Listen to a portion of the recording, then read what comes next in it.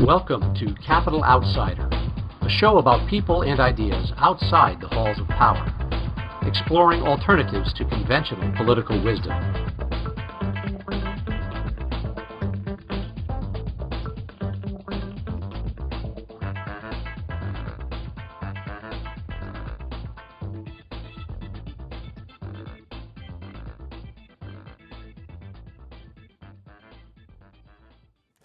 Hello, welcome to Capital Outsider. I'm Bill McMillen, your host, and our guest tonight is George Phillies, who's running for President of the United States as a Libertarian.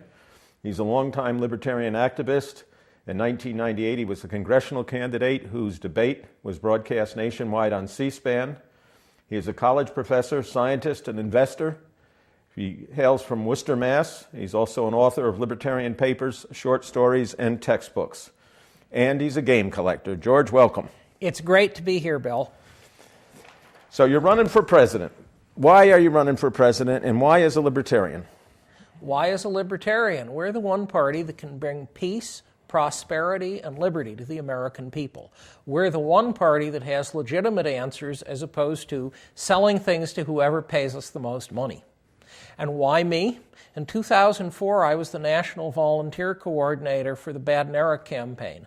I got to see all of our presidential candidates up close. I saw what they were like, and I realized I can do a better job of being a libertarian presidential candidate.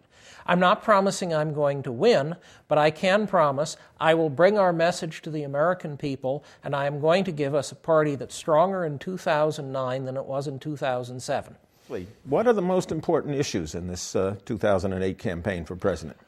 The war on Iraq and American military bases around the world, restoring civil liberties, and dealing with the federal budget deficit and federal finances, which are in a complete mess.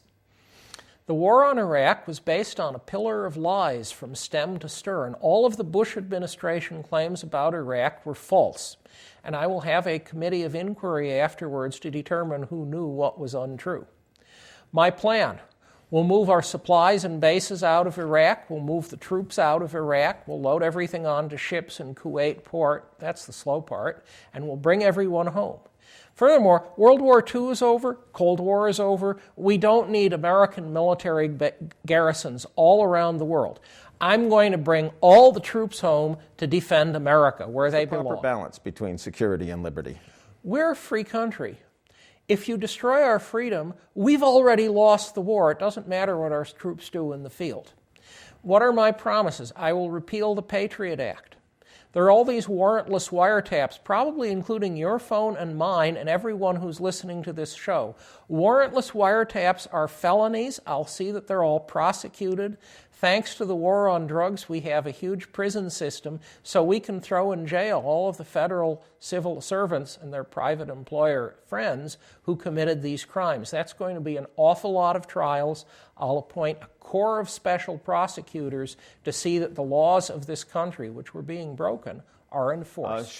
How would you address our current economic crisis, and would you emphasize short-term solutions, or are there some long-term goals that need to be accomplished? We have an enormous set of fiscal challenges or crises, the worst of which is probably the monoline insurers who are fairly close to bankruptcy. If they go under, your local city is no longer able to borrow money except at a much higher interest rate, and vast numbers of other things happen.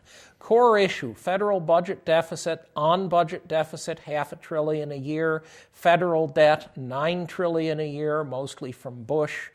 Unfunded liabilities, this is the GAO report, $39 or $40 trillion.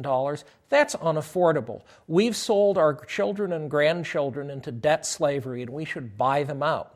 It's a long-term problem. It's exactly like paying off the mortgage on your house.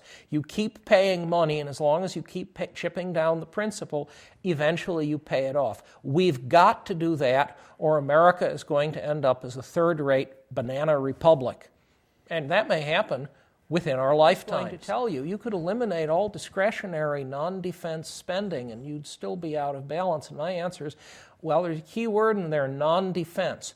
The Cold War is over. We don't face serious military challenges from people with aircraft carriers or atomic bombs. We can make enormous cutbacks, perhaps by 3/4, in our defense budget. And I will do that. And we will reduce the military to something that will defend America. You know, with nuclear weapons, that's not very hard to do. And that will not threaten to bankrupt our future. And this also goes for those entitlement programs. We're going to have to get rid of some of the entitlement programs. Yes, it would be lovely to help people. We don't have the money.